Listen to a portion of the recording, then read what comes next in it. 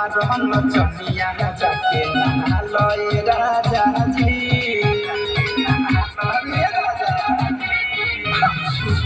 आइल बारहन चनिया जाके नहालय राजा जी चले के कारण नाही खालय राजा जी चले के कारण नाही खालय राजा जी छुके आइल बारहन चनिया जाके नहालय राजा जी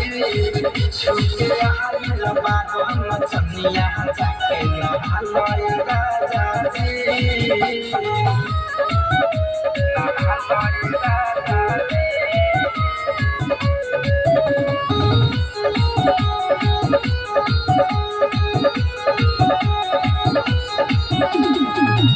हेलो मर्गी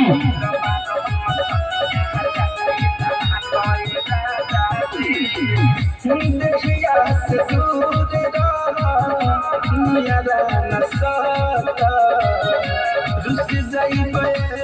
राजा हमसे नाली पटा देखिया से दूर न सकता रुस जाइबे राजा हमसे नाली पटा छोरी में हरिया साथ चलोए राजा जी छोरी में हरिया साथ चलोए राजा जी छुके आइल बारहन चनिया जाके नहालय राजा जी छुके आइल बारहन चनिया जाके नहालय राजा जी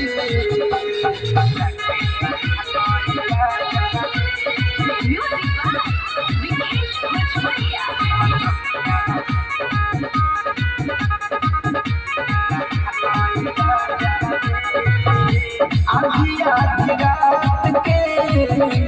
यह बात खेला नच के दीवाना बाबा रविंद्र अकेला आधिया रात के यह बात खेला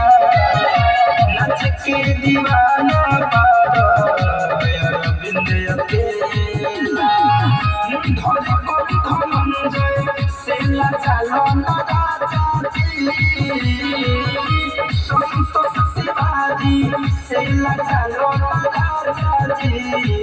छुके आइल बारहन चनिया